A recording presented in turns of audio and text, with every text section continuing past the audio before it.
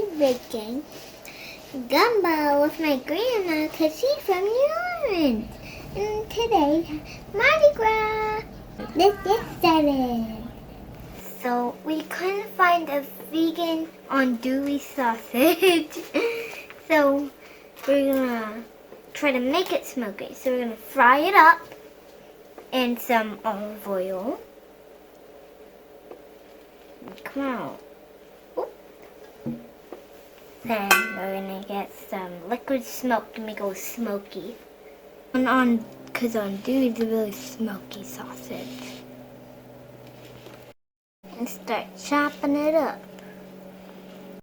The first step in making gumbo is to get a thick bottom pot and pour some cooking oil in the bottom. Oh, about 2 to 3 tablespoons. Then turn it on to heat it up. And then wait for it to get hot. And we're going to add some flour to brown it and make a roux. Now we're going to add just enough flour.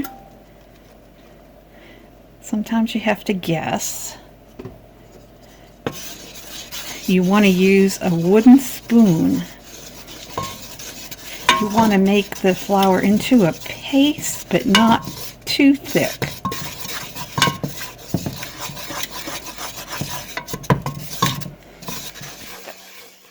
Now that your roux is brown, you want to add your veggies, your celery, your green peppers, and your onions.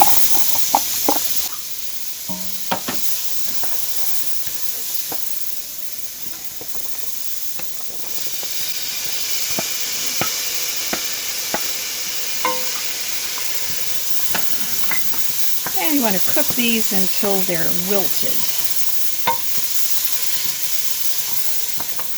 And if your vegetables start to stick to the bottom, add a little bit of broth or water, whatever you have, and make sure it doesn't get too pasty while the vegetables cook. Now you can take your sausage and put it in.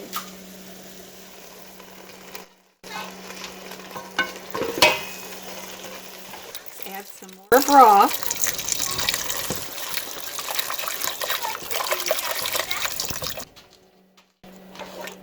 Then we're going to add about 2 cans of fire roasted tomatoes.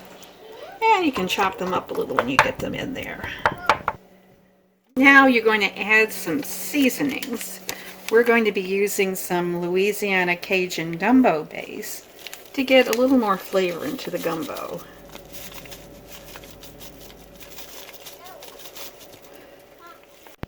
We're probably going to add a little more filet gumbo spice to this as well, depending on how filet you like your gumbo. So now we're going to add a little bit of salt because we tasted it and it needs a little bit. A little black pepper. And of course it's Cajun, so you need to have some cayenne. Whether you use the powder or whether you use hot sauce, either one would work. And now we're going to add the gumbo filet, which actually is from sassafras.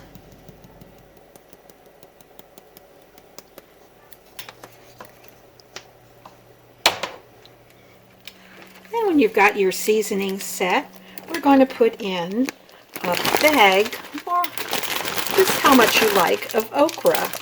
This will give it some more flavor and it also thickens the gumbo.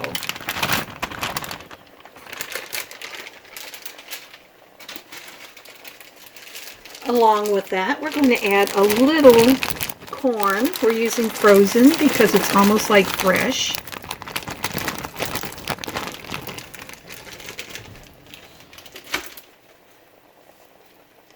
And if you find it needs a little pick-me-up, add a tiny squeeze of lemon juice.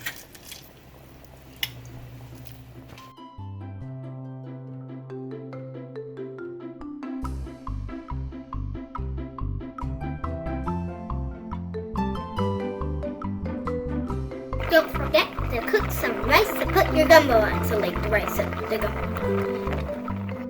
Okay, once you got the rice all cooked up, you're going to spoon in your gumbo.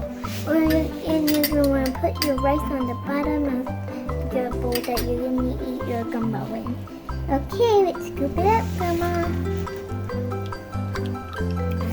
Oh, we got the same one. That's why maybe we should do like one at a time. Good idea, ButterBeanz.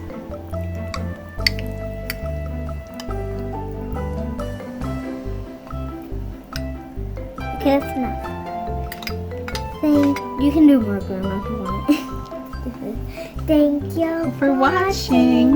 Bye. What about the allspice? We're not gonna tell them that one. Oh!